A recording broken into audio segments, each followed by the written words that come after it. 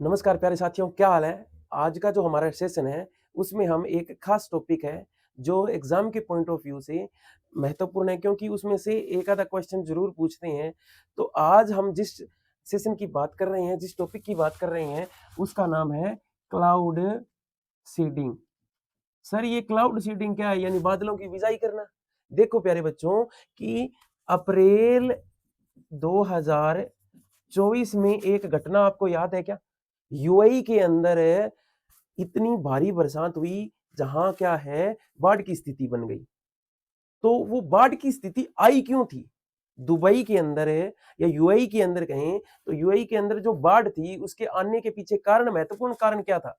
आपको पता हो कि उन दिनों एक ही जिक्र हो रहा था क्लाउड सीडिंग का। किसका? Cloud seeding. और इसे ही हम हिंदी में कहते हैं कृत्रिम वर्षा।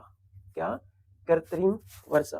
तो सर, असल में जो कृत्रिम वर्षा है ये चीज क्या है और ये तकनीक क्या है? इस तकनीक ये जो तकनीक है, ये तकनीक किसने बनाई और कितनी कारगर है, आप मुझे बताएं। तो देखो प्यारे बच्चों कि जो ये तकनीक है क्लाउड सीडिंग, कृत्रिम वर्षा की, ये क्या होती है बेसिकली? ये हमने देखा है कि जो बरसात होती है वो बादलों से ही होती है, और बादल जो बने होते हैं वो जलवाष्प के बने होते हैं। हमने यही पढ़ा है आज तक कि जलवाष्प से लदे हुए जो वस्तुएं होती है, जो आकाश में विचरण करती है, वो है बादल। यानी जो बादल है वो क्या है? जलवाष्प से लदे। किससे बनते हैं?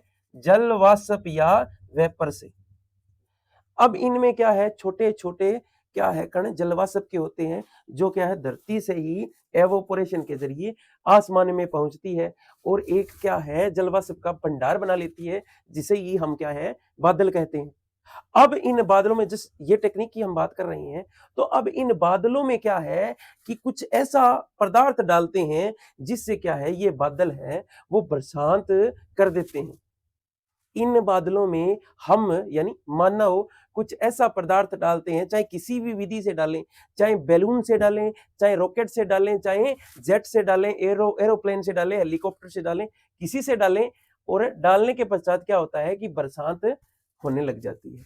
देखो, जो बरसात है, जलवाष्प, जलवाष्प के संघनन से क्या होता है? संघनन से वर्षा होती है।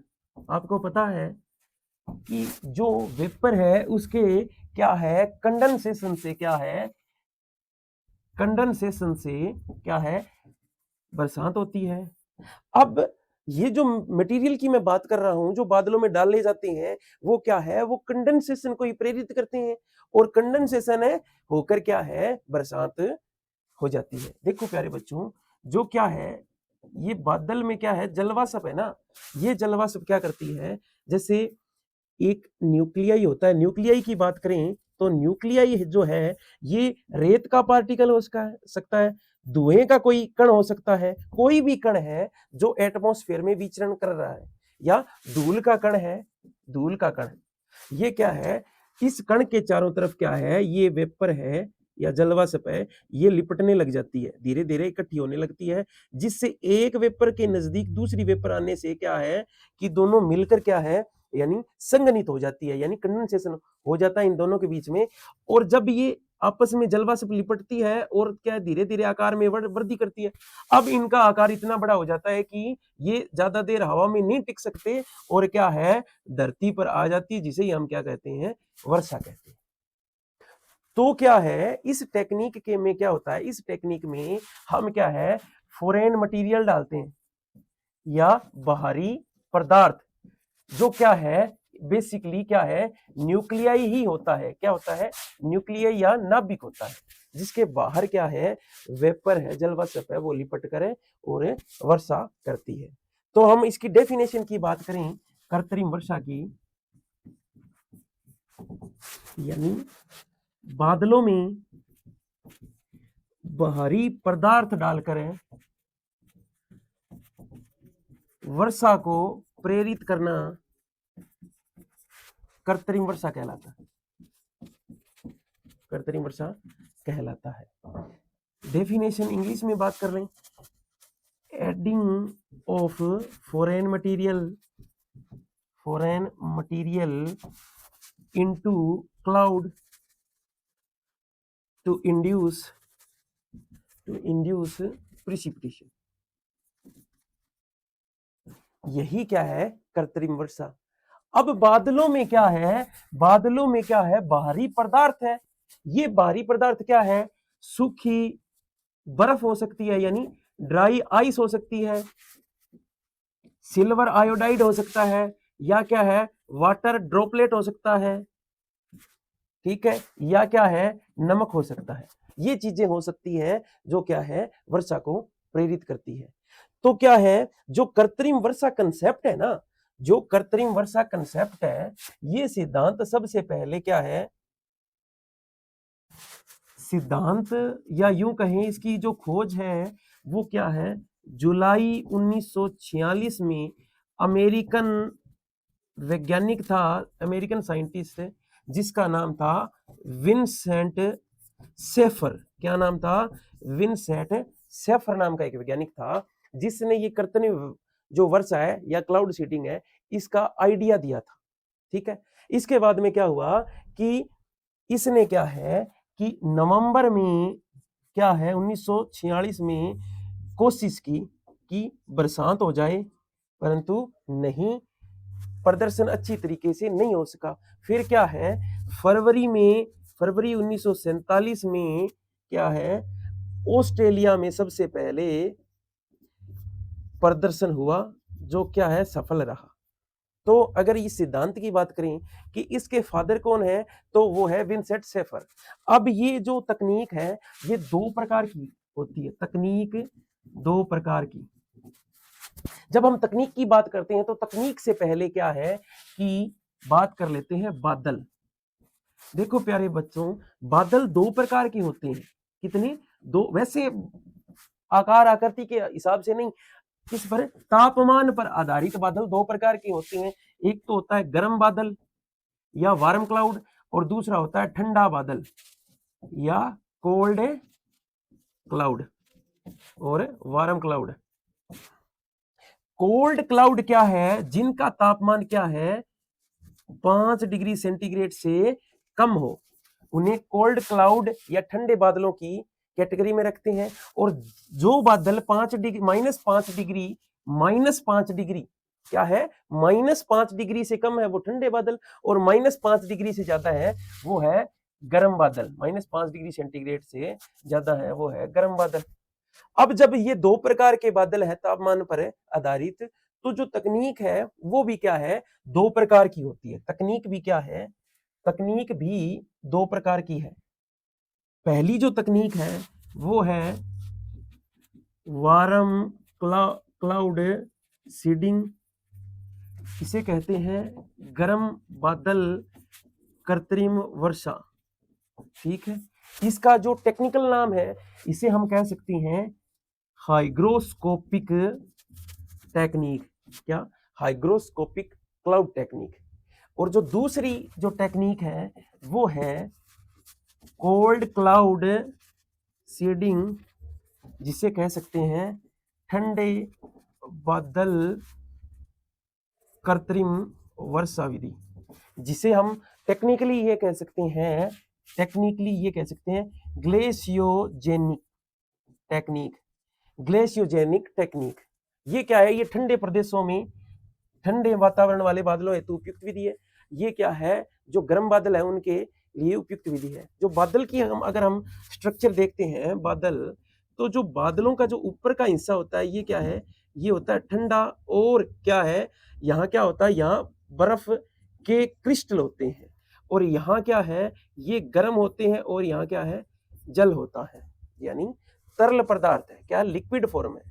इस प्रकार से ये, तो एरोप्लेन क्या करती है, एरोप्लेन क्या करती है, अपने साथ या तो क्या सिल्वर आयोडाइड, या क्या है ड्राई आइस यानी सूखी बर्फ, या क्या है नमक अपने साथ ले जाती है, जो क्या है इन बादलों के ऊपर क्या है डाल देती है। बादलों के ऊपर डालने से बादलों को क्या है, नाभिक मिल जाता है। क्या मिल जाता है, नाभिक यानी न्यूक्लियाई मिल जाता है, जिससे क्या है, अगर कोई मटेरियल मिलेगा जिससे क्या है, संघनन के लिए जो बीच में स्पेस होता है वो स्पेस मिल जाएगा, जिससे मान के चलो ये ड्रॉपलेट हवा में लटक रही है, अगर यहाँ पर क्या है, जैसे ड्राई आइस आ गई, आने के बाद में इनका जो गैप है वो कम हुआ और ये क्या है, आपस में चिपकने लग जाती है और संघनित हो जाती है। होने के बाद में जब ये क्रिया एक बार स्टार्ट हो गई तो क्या है, धीरे धीरे संघनन की क्रिया स्टार्ट हो जाती है और बरसात हो जाती है।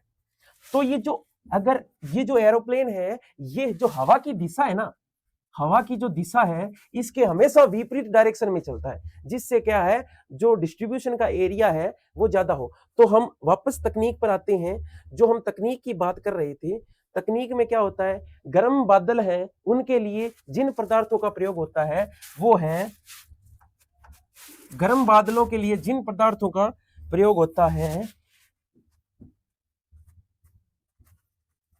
गर्म बादलों के लिए एक तो हम कर सकते हैं क्या, NaCl यानी नमक, एक हम कर सकते हैं वाटर ड्रॉपलेट यानी पानी की बूंदों वाली विधि, ठीक है, ये हम यूज कर सकते हैं। जो ये ठंडे बादलों के लिए हम कौन सा पदार्थ प्रयोग कर सकते हैं, सबसे ज्यादा क्वेश्चन पूछे जाते हैं इनमें से। एक तो क्वेश्चन ये बनता है, ये क्वेश्चन बहुत बार आया है, और एक जब हम क्या है ठंडे बादलों की बात करें, ठंडे बादलों की बात करें तो ठंडे बादलों में एक तो क्या, सिल्वर आयोडाइड, सिल्वर आयोडाइड, और एक हम इसमें क्या डाल सकते हैं, ड्राई आइस, जो क्या है कार्बन डाइऑक्साइड की क्या है बर्फ होती है, जिसे कहते हैं ड्राई आइस। ये बहुत ही ज्यादा महत्वपूर्ण है, बहुत ही ज्यादा क्या महत्वपूर्ण है।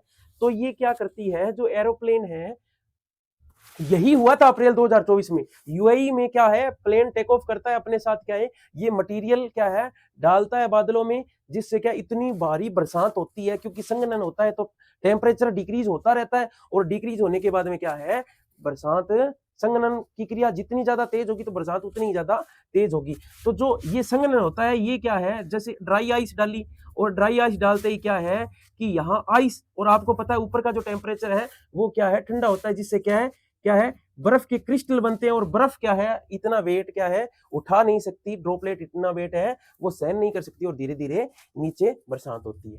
तो यही की सारी क्या है क्लाउड सीडिंग की तकनीक है। सबसे ज्यादा अगर आपसे क्वेश्चन पूछ लें कि सबसे ज्यादा कृत्रिम वर्षा वाला देश, तो हम कह सकते हैं यूएई, क्या है यूएई। घटना पूछ ले तो अप्रैल में हुई थी 2024 में, वैसे पूछते नहीं है, करंट का क्वेश्चन आ गया, ये क्वेश्चन पूछ सकता है कृत्रिम वर्षा वाला। सबसे पहली बार कब हुआ, पहली बार खोज कब हुई, खोज कब हुई, जुलाई 1946 में, जुलाई 1946 में। किसने की, विंसेंट सेफर ने, विंसेंट सेफर ने, किसने, विंसेंट सेफर ने 1946 में अमेरिका में कृत्रिम वर्षा की खोज हुई थी। और अगर पूछ ले कि भारत में सबसे पहली कृत्रिम वर्षा कब हुई साहब, कब हुई 1951 में, कब 1951 में, किसकी अध्यक्षता में, एस के चटर्जी कौन थे, प्रथम महानिदेशक थे, कहां के, आईएमडी के, इंडियन मेट्रोलॉजिकल डिपार्टमेंट के आईएमडी थे। इसके अलावा एक बार और रिवाइज कर लेते हैं, गर्म बादलों के लिए कौन सा, NaCl, और क्या वाटर ड्रॉपलेट टेक्निक। इसके अलावा NaCl, यहां क्या है ठंडे बादलों हेतु क्या, सिल्वर आयोडाइड और ड्राई आइस। इसके अलावा जो हमने यहाँ सिल्वर आयोडाइड लिखा है, इसे हम AgCl भी कर सकते हैं। AgCl किसके लिए, ये तो ठंडे बादलों की, आयोडाइड तो ठंडे बादलों के लिए, ये गर्म बादलों के लिए, लेकिन सर्वाधिक मात्रा में गर्म बादलों के लिए, ये ठंडे बादलों के लिए ड्राई आइस और सिल्वर आयोडाइड, ये है। ठीक है, तो आज का जो सेशन है महत्वपूर्ण है और लगभग जो जितनी इंफॉर्मेशन थी वो हमने आज समेट ली, ठीक है। तो आज का जो सेशन है यहीं पर खत्म करते हैं। अगर आपको कोई स्पेशल टॉपिक से रिलेटेड आपको कोई सेशन चाहिए तो आप कमेंट कर सकते हैं। Thank you so much.